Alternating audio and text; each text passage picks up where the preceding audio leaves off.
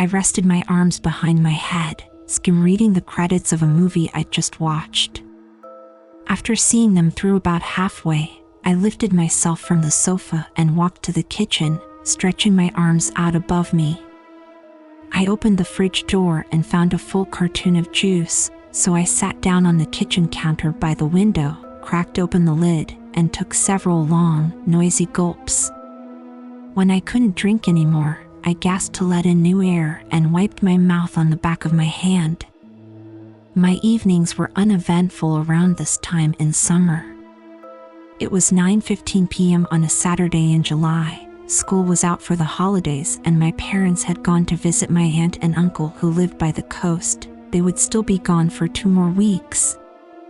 I declined the invitation to join them. I didn't dislike the place or my relatives, but we usually stayed there so long that I'd miss most of summer break, and I'd truthfully rather spend it with my friends in town.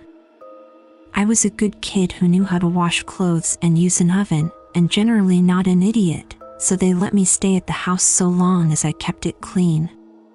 As I sat, I looked out into the garden to check for anything scary in the dark. It was empty and black. I kind of wished we had a pet. A dog or a cat would be nice about now, but their hair always made me sneeze and my eyes go red and itchy.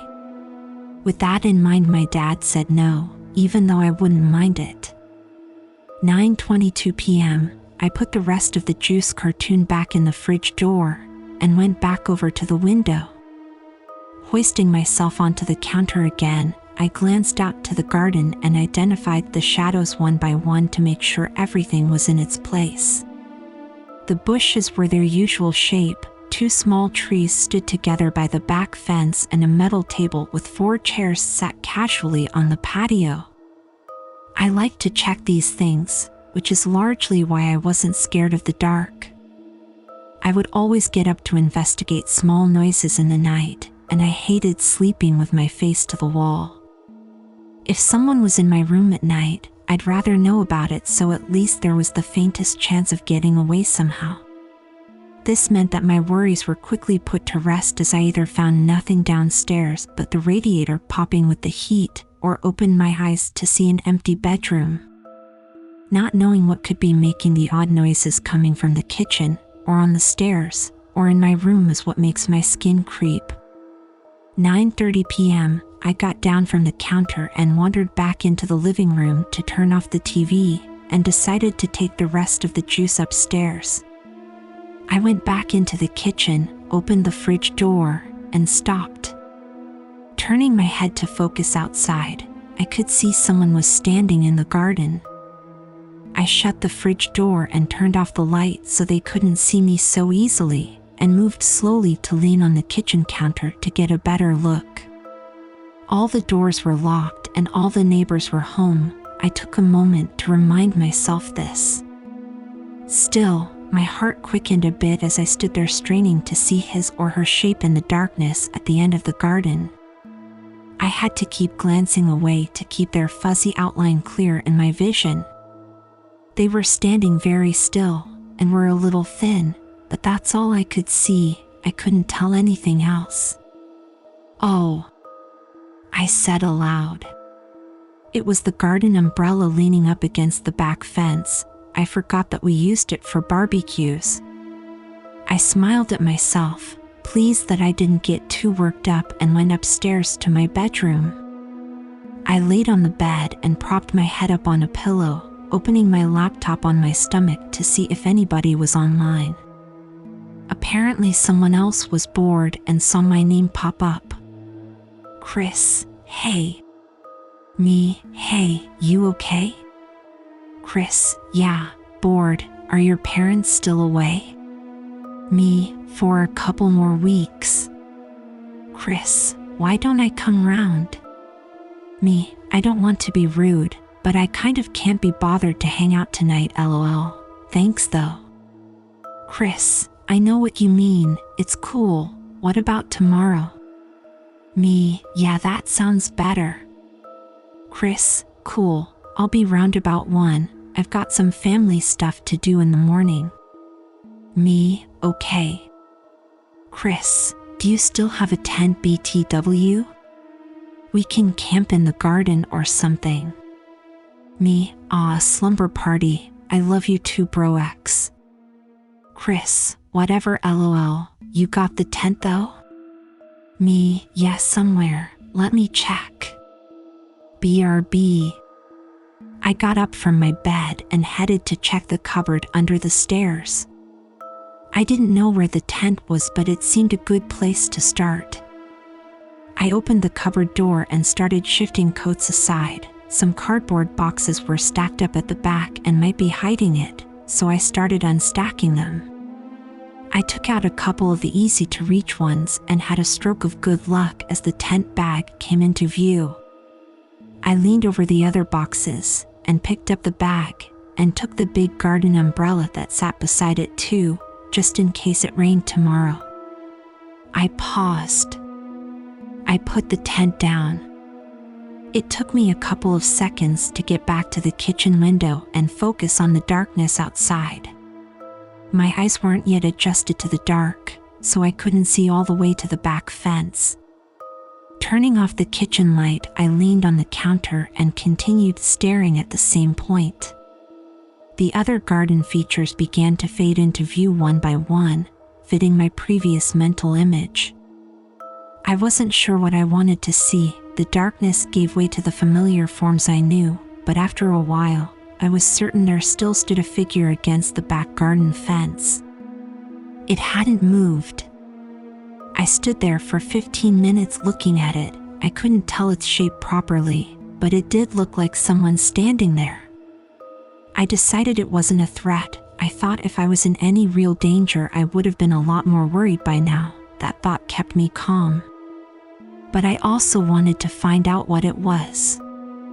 I couldn't stand there forever. I jogged upstairs, picked up my laptop, and brought it down with me to the counter. Me, could you come round now? Chris, oh. Me, yeah, I think I can see something in my garden. Chris, what is it? An animal? Me, no, it's tall. I thought it was an umbrella. Chris, and now you're sure it isn't?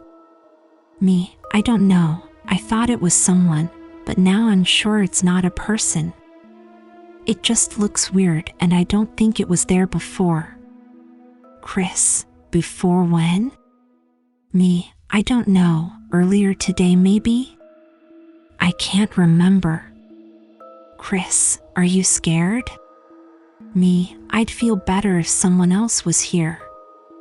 Chris, well, I did offer to come round, and I am bored. Me, so yeah? Chris, yeah, I'll come soon. Me, cool, thanks, use the front gate.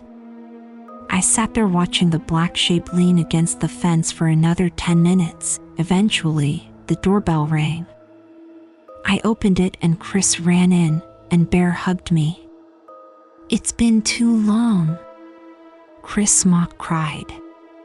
Yeah, it must have been a whole day. I retorted, smiling. The torment. He replied, pretending to ignore me. Look, come over here. I said, pushing him off and walking to the kitchen. I switched off the light and pointed in the figure's direction. Look. Give me a sec, said Chris. I can't see properly. A minute later he noticed, that black thing? Yeah. We both stood there looking at it for a while. I half expected it to be gone when he looked. He leaned over the counter. It's just a big plant or plank of wood or something. Let's go watch TV. Will you check with me to make sure? I asked. Do you have a torch? He returned. No, I admitted. Well, we could check if we keep the kitchen light on and open the back door a little, he offered. I thought for a second and agreed, but said we should stay right by the house. We slipped on our trainers and opened the back door. Stepping onto the patio, I felt the air was heavy and warm that night. Chris walked behind me. We stood very close to the door, peering at the back fence. Should we dash? I had just started to speak when he quickly stepped into the house again, still looking at the fence. What? I asked, following him in. I turned and realized that the figure was gone.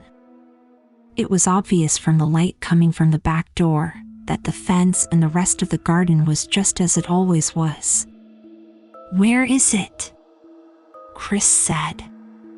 If it was leaning against the fence, it probably fell over into a bush or something. I tried to convince us both. We stared out for a few seconds longer and decided that we were too nervous to go and check. I don't usually give in to my night terrors, but now they were just beginning to click into my head. Can you stay over for the night? I asked Chris. Yeah, sure. It didn't sound like he really wanted to. He kept his eyes on the fence. We both went inside and locked the door before going up to my room. I got out a sleeping bag for Chris and drew the curtains without looking outside into the garden again. We talked about stupid stuff for a couple of hours to take our minds off the garden and fell asleep. In the morning, I found Chris's sleeping bag empty. I called out to Chris and he said he was downstairs, so I threw on a t-shirt and went down. Sleep well? I asked. Yeah, pretty well, but I kept thinking about the garden and stuff. Hey, did you find that tent? He returned. Yeah. I answered, remembering that shape which I had forgotten about until now. Well, I was thinking about the camping thing and thought maybe we could bring the tent to my house. It would just make a change, you know? I didn't have to ask him why. I wasn't too keen on staying in my garden after last night. Wait, last night. Come to think of it, the sun was up and I wanted to check the garden while it wasn't pitch black. I asked Chris and he hesitantly agreed. We put on our trainers and stepped out into the garden. I don't know what we were so worried about. It was bright and colorful. The plants and bushes around the edges of the garden smelled good, and there was a bird in one of the small trees singing out for its mate somewhere. We walked to the back fence to find nothing out of place, and looked over the bushes in front of the paneling to check if anything lay behind them. We found nothing. I walked around the edge of the whole garden once more while Chris tried whistling to the bird. It cocked its head from side to side trying to figure him out. It was a warm day, perfect for camping that evening, I decided. We talked as we filled a couple of rucksacks with sleeping bags and some food from the kitchen. We didn't want to set up a fire, so we packed some tinned hot dogs, bread, a packet of tomatoes, and chocolate, as well as some bottles of water. There's a forest just next to my house, which is actually pretty good. Chris explained. Our garden backs onto the edge of it. I stayed in a tent there once with my dad for my first little camping trip when I was like 7. I remember I was so excited at the time. I thought we were really roughing it like some hardcore mountaineers. Chris laughed at himself. If we get too cold or need more food, we can just go to my house. My parents are out, so we'll have free run of the place anyway. Yours are away too? I questioned.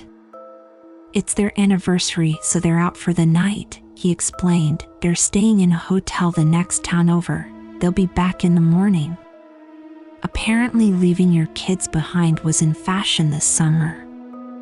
At about noon, we left my house with the 2 rucksacks, a sleeping bag for each of us, and the tent, and made our way to Chris's house.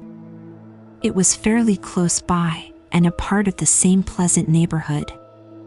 We talked and joked a lot walking side by side, nodding and greeting a couple of familiar neighbors as we went.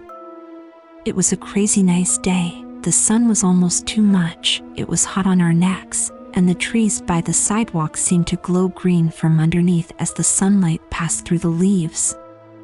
A sprinkler offered us some water as we walked by one house, and it felt good on my hot arms. I was already sweating by the time we got to Chris's place. We hadn't been walking for more than 20 minutes. We didn't go inside his house immediately because it was so hot, so we went straight to his garden and dumped our bags in the shade. He wasn't joking, the gate of his garden backed straight onto an impressive forest. Very tall, thin trees stood high above the house and continued as far as I could see. Some bushes and shrubs littered the forest floor, but most of it was either grass or fairly smooth sections of dirt. I didn't see how this forest was classed as small. "Looks good, right?" he boasted. "It's awesome," I admitted, opening the gate and surveying the area. I walked out in between the trees and found a flat spot for the tent. I turned around to ask Chris's opinion and paused, a little disappointed. It didn't feel like real camping when his house was so obviously in our faces. "Let's go a little further in so it at least feels legit," I said, and walked back to pick up my bags. Chris objected to carrying his heavy shit any further. We walked in a straight line from Chris's house and kept checking behind us until the house was just about obscured by trees in front of each other. We had only gone a very short way in, but the forest was already thicker and greener. There was even a long rope swing hanging from one of the trees, but it looked too old to hold our weight, so we decided to keep our spines unbroken and give it a miss. I unpacked the tent and set it up with Chris's help, and we threw our sleeping bags inside. I laid down inside to test it out. It was so warm and humid I had to adjust my breathing for a second. I stepped out again and asked Chris if he had a torch for the evening. "I can do better than that," was his response, and he took off towards the house. I was too hot to run after him, so I opened my rucksack and cracked open a bottle of water, downing half of it and putting the rest back in the pack. I laid down on a patch of grass and looked up at the canopy. The leaves were shifting gently in a breeze I couldn't feel from down here, and I watched them sway and mesh together until I heard Chris return. "Did you get a torch?" I asked, closing my eyes. The sun shone through my eyelids and colored my vision red. I listened to the soft sound of his footsteps on the grass as he walked past me towards the rope swing. "That's not going to hold you," I warned as I heard him tug the branch with a small creak. He tugged it and it creaked in response. I listened. He tugged it once more, and again. There was a moment of silence as I guessed he was still weighing it up, and then another tug. He continued to tug a few more times, and the creaking followed each one. I was sure it wouldn't hold his weight, and I smiled, predicting one big creak and a snap as the rope or the branch broke. I waited as some final tugs were made. Creak, creak. I waited still. Creak, creak, creak. "Yo!" I heard Chris's voice coming from his garden. I sat bolt upright, almost spraining my neck as I snapped my head sideways to face his house. He was jogging through the trees holding an electric lantern. I switched my gaze in the other direction towards the rope swing. It was hanging still, nothing nearby. I stood up and turned full circle, nothing in any other direction. "What?" I mouthed to myself, walking towards the rope. I tugged it gently, it didn't creak. I pulled it harder, it didn't creak. My mouth went dry. I jumped up, grabbed hold, and yanked it down. The branch bent a little as my feet touched the floor, and still it didn't make a sound. I kept hold of it as I stared up towards the branches, but eventually the rope gave way under my weight somewhere in the middle, and a soft thud fell on my ears as the thick rope fell in front of me. Chris was rattling the lantern as he came by.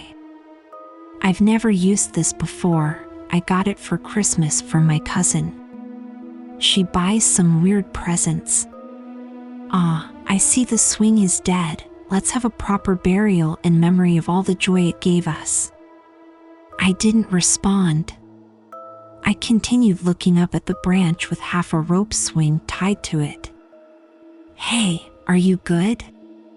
Chris followed my gaze. I thought you'd already come back, I said immediately. I wasn't the type to let things slide with an "oh, it's nothing." What? He replied. Someone walked by me and was messing around with the rope swing. Who was it? I don't know. Are they still around? I don't know. I had my eyes closed and was laying just there. I pointed, but then I heard you shout, so I looked around and there was nothing here. I heard them walk by my head. I felt a bit sick. Look, calm down a second. Chris began. It's the middle of the day, we're 30 feet from my house, and even if it was a person, so what? It's just some public woods, anyone can come through here. That made some sense, and he was right about it being public. But then where were they? I glanced around one more time, however the trees quickly layered up and I couldn't see far at all. I guessed it was possible for me to lose track of someone here in a short distance. Okay. I said, man. I can stay alone in the house for weeks on end, but I can't handle a short walk through the woods on a summer's day. That's why you've brought some muscle, declared Chris, wielding the lantern above his head, and I laughed. We spent the day walking around the forest and returned to the tent to get some water when we were too hot. We talked about school and what our plans were for the future. We talked about dreams we'd had and ghosts and creatures that lurked in the dark. Neither of us were too scared of things like that, but they made for good camping stories. Chris told a particularly good one of a woman who lived in the woods. She had the head of a cat, and if you heard her raspy meow, that meant she was trying to find you. If she stopped meowing, it signified you were found, and she was quickly making her way towards you. It made my skin crawl a little, and we stopped telling stories soon after that. The light of day eventually faded, and it was getting hard to see, so we headed back to the tent for the night. The impressive heat during the day had killed our appetites, so we left the food for now and decided we'd eat it in the night if we got hungry. Chris hung the electric lantern at the front of the tent, flicking it on as he did so. It was surprisingly bright and spilled a yellow light onto the ground and onto the trees that faced us. The warm glow looked dramatic, but whatever was beyond the light was hidden in blackness. Our immediate area was clear, but after a few paces the light seemed to stop dead. It looked weird. Chris ducked under the tent opening and I followed him. The sleeping bags looked inviting as the heat from earlier had gone and it was too cold for shirts and shorts. We got inside and took the lantern with us. Can you hear meowing? I said, my head tilted as I strained to hear. Yeah, I can hear some bullshit too. Chris smiled and zipped up his sleeping bag. Damn, I thought I had him. Oh well, I zipped up my own bag and we laid there talking for a little while, and then the exhaustion of such a hot summer's hit us and we fell asleep. I had a dream that we were walking to Chris's house again, but there were more trees than before, and it was getting dark very quickly. I blinked, and suddenly it was night, with the forest sprawling in every direction. The rope swing hung in front of me. I turned around and Chris was gone. I heard a creak behind me, a feeling came over me like I'd missed a step on the stairs. For some reason, I couldn't turn around. I started walking straight ahead, and the rope swing soon came into my view again. I was aware I was in a nightmare. The rope swing slowly lifted itself up into the trees, and I watched it disappear. I walked over and stood beneath where it had been, and there was a rustle above me. As I lifted my eyes to the canopy, a black figure with the head of a cat came hurtling downwards with its mouth open horrifically wide. One of its teeth touched my left eye, and I tore myself awake, gasping as I sat up in the tent.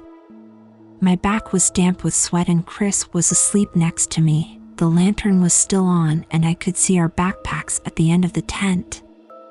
I took a moment to breathe and then let myself lay back down, my head thumping on the floor a little too hard. I winced and reached for the bottle of water to my side, downing a few mouthfuls.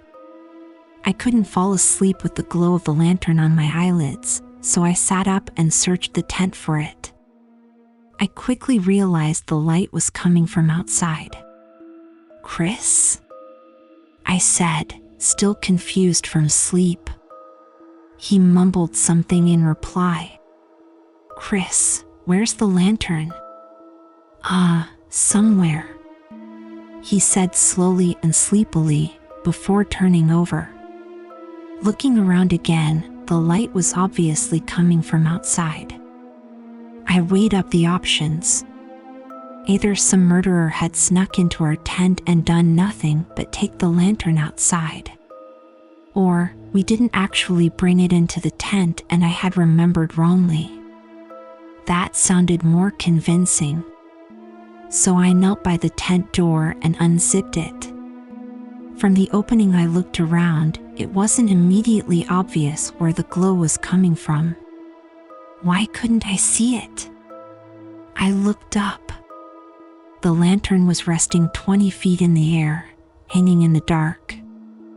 Goosebumps swept across my skin and I zipped up the door before shaking Chris. "Chris, please wake up." He heard the urgency in my voice and sat up. "What? What's wrong?" Chris said, rubbing his eyes. "The lantern's hanging outside. But I brought it in," he assured me. I felt sick as my reasoning broke. We both looked at the front of the tent. "We should go back to the house," I said, my resolve buckling. I was just a kid in a forest whose parents were away. "I'm not walking through the dark," he replied. Chris was now looking worried. "We've got a lantern dash," I stopped myself. We looked at the front of the tent again. We couldn't sit there forever. We were getting scared as we sat there doing nothing, so this was the plan. We weren't going back to sleep. We would get the lantern back somehow, leave everything here, and spend the night in Chris's house. I hated being the one to go first. I wanted to turn back even just crouching by the tent entrance. Unzipping the fabric door, I looked around, nothing. I peered over the tent behind us, nothing in sight. Literally nothing, everything was black outside of the light. I took a step out and it was cold, Chris said the same as he stood right by my side looking over his shoulder. He turned back and saw the lantern in the air. Oh my God. We stood there looking at it for a few seconds that seemed to crawl by. Eventually, I worked out which tree it was hanging from. The broken rope swing at my feet confirmed it. Way up out of reach, the lantern hung above our heads, tied to the other end of the rope that still dangled from the darkness. I couldn't work it out, it was high up, too high up for even a ladder.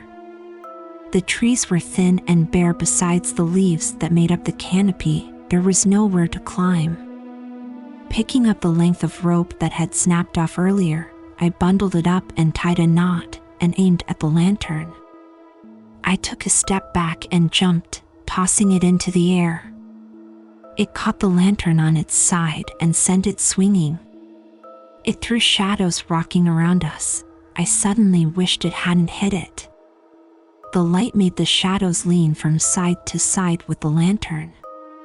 The horrible, unnatural swaying made me panic and my eyes became wet as fear took a solid hold of me. I picked up the rope again and lobbed it desperately at the lantern. I missed, and the bundle of rope sailed off into the darkness. Helplessly, I turned to Chris, who had already grabbed his backpack. He span around and threw it with a yelp, and it hit the lantern dead on. It fell and thudded to the floor with a crack, but the light was still on. I ran to pick it up. I turned to Chris and almost cried with relief. "Okay, go, let's go," I urged, and he started jogging quickly towards his house as I followed. We half ran, half stumbled off into the dark, checking over our shoulders and working ourselves up as our thoughts were consumed by everything that may be waiting in the trees for us. I don't know how long we were moving, but it soon became apparent that Chris's house wasn't in this direction. "For God's sake, where is it?" Chris said, tension taking hold of his voice. "We'll have to find the tent and try again." A couple of tears were forming at the corners of his eyes. They were probably on mine too, but my heart was thumping so hard I didn't notice. "Okay." I took a breath and we turned around, heading in a straight line directly behind us. What if we didn't find the tent? I couldn't stop myself thinking that over and over as we retraced our steps. We walked for what seemed like twice as long, before the light finally fell on the side of the tent. We ran up and stood close to its side, looking around to try and figure out which direction we should go. The silence was like the buildup of a nightmare, right before some horrible thing lurches out at you, screaming. The comparison made me gag and I scrunched my eyes shut, the hair on my skin lifting. My temples were so hot it felt like my brain was thudding against the inside of my skull. I couldn't begin to guess where the house was. We could see about 10 feet from the lantern, and then pitch black. There were no clues. Every direction looked wrong. Chris took the lantern from me and walked in a small circle, straining his eyes to try and see. I stayed put. "Chris, turn it off," I whispered to him hurriedly. "What?" he asked. I stepped quickly and quietly towards him, bringing my face to his.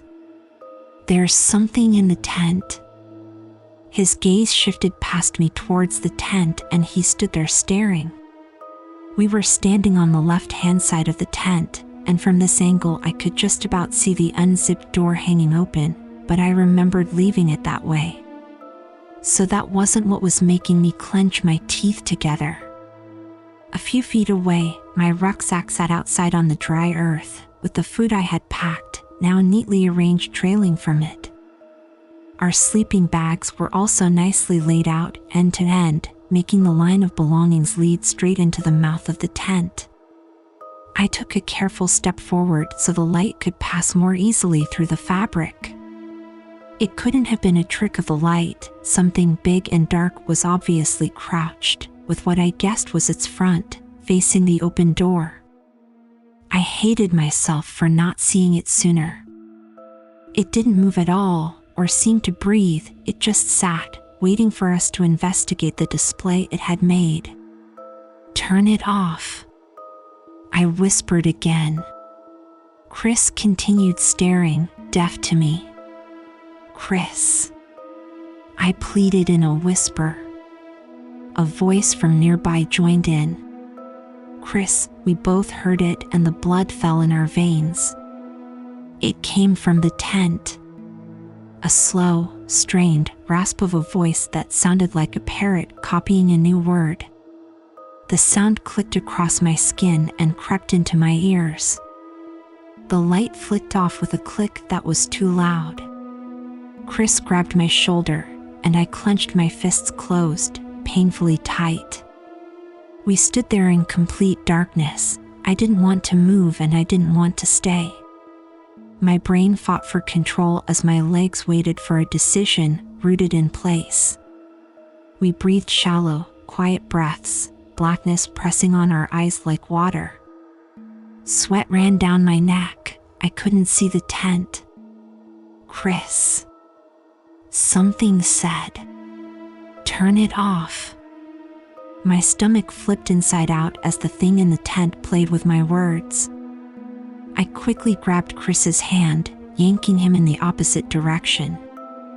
I ran like I never had before, Chris's legs thudding alternately with mine.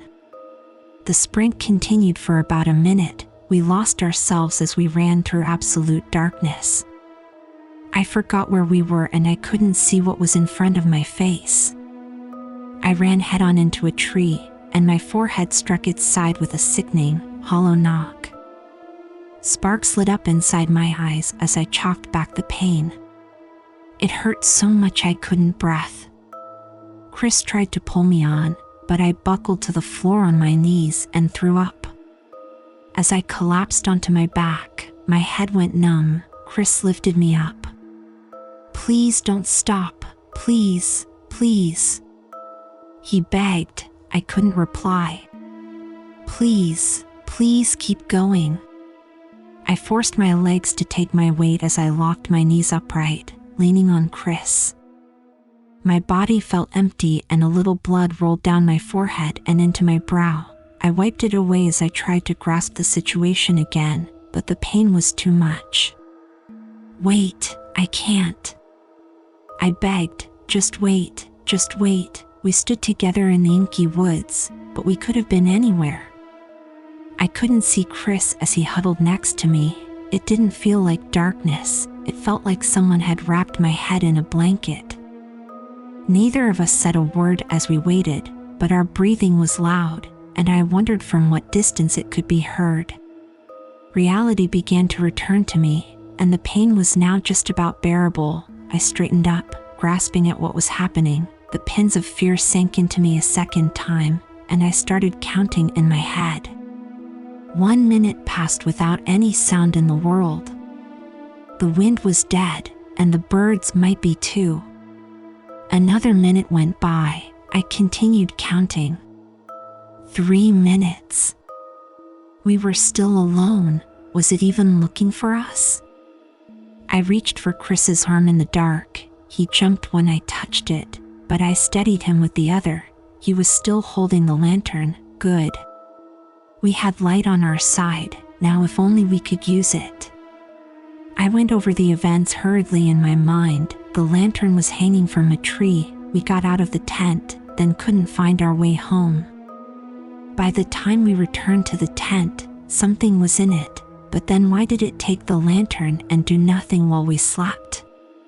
If it was sheer luck that we were alone when we were trying to get the lantern, I wondered just how small the possibility was of us getting a second chance. I stayed silent for a moment and then whispered as best I could. "Chris, we need to turn on the lantern. We need to fucking get away from here. We can make a run for your house, but we need to see." "No. Please, we have to stay here." Chris tried to whisper too. "We can wait for morning if we have to. You can't turn it on."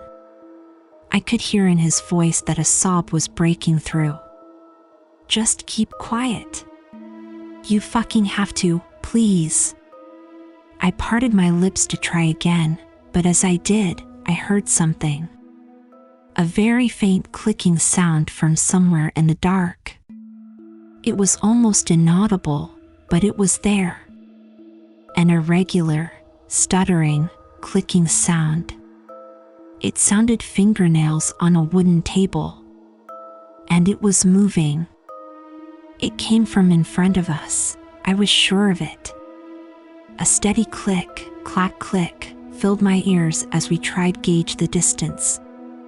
It was drawing closer. Click, click, clack. It stopped. I was glad for the first time in my life that I couldn't see what was waiting in the dark. Perhaps that meant we were also hidden. As my thoughts fired off in every direction, I gave the thing in the darkness the image of the cat-headed woman, and it terrified me. I was just waiting to hear that meow. But my ears were met with something else. Chris. I tensed my throat and tried not to cry. Chris, it said his name twice, and I cupped my hand over my mouth. The horrible, scraping dialogue sounded a few steps away. The words were said oddly, with no meaning behind them. They were just sounds that this thing had picked up, and was now using them to catch us out in the dark. Chris let go of my hand and I heard his foot plant softly on the grass behind him as he prepared to run. "Don't you dare." I tried to project into his mind. "Don't you make a sound. Chris." Please, it sounded so wrong, drawn out like a door slowly opening. Chris let out a whimper as it called him. I froze and waited for anything to happen. There was a long silence and I held my breath for as long as I could. I couldn't wait anymore. Very slowly I reached out to Chris and put my hand on his shoulder, and very carefully we both lifted our feet and managed to step without making a sound. We backstepped away from the voice and didn't stop moving, but ever so carefully. So slowly. I didn't care how long it would take us to get somewhere. If it took us an hour every step, we were going to get out. Chris backed into a tree and gasped audibly. The clicking started up immediately. Click, click, clack, click. It rolled on, consistently moving towards us. I didn't know what to do. All I could think of was to screw my eyes shut and try not to scream. As we stood there, the clicking came to a stop an arm's length away from where we stood. Silence. Chris. Turn it on. Please. Fear took over. Chris switched on the light and tore off in the other direction without looking behind him. I wheeled in place and held that lantern in my sight like nothing else existed. We didn't dare look at the thing, but we could hear it. Our footsteps thudded on the grass, and the thing pursued us with a tap-tap-tap-tap, now like scurrying little claws on hard earth. As I ran desperately to catch up to the light, the sound suddenly rose up behind me and over our heads in between the trees. This wasn't happening, it was going to drop down on us. Turn. I screamed. I didn't care anymore. If we were going to get out with our lives, we were going to have to run for them. We suddenly changed course. The tapping stopped for a moment, long enough for us to gain a few feet before it came in our direction again. My legs were cramping horribly and Chris was gasping hard. We couldn't keep this up. Where were we? I saw the light from the lantern come to an abrupt halt up ahead. I didn't have time to stop and braced myself to thump into Chris, but the light passed beneath my feet. He had dropped the lantern. I turned my head and watched it recede into the darkness. It was immediately too far for me to go back. The thing would be on me in a second. Chris. I was crying and swiping tears from my cheeks as I ran, preparing for my face to connect with a tree at any moment. Keep going. I heard Chris from up ahead. There's a light. My vision was bleary from tears, but could see it, an orange glow hanging in the air in the distance. Another one? What was happening? I wanted to scream at him to avoid it, but I realized it was a street light. My legs felt like I was running through water, but I pushed them harder with a goal in sight. Gradually and painfully the light drew closer, as did the clicking. This thing could move like nothing I knew. I saw Chris's figure pass underneath the street light and then he was gone again. Don't stop! I yelled as I approached the edge of the forest, and my legs adjusted as the forest floor gave way to solid footing. I could see a row of more streetlights leading off to the right, and Chris's figure was passing regularly underneath each. When I was sure I was completely out of the trees, I didn't stop. I ran under several more streetlights, putting as much distance as I could manage between us and the edge of the woods.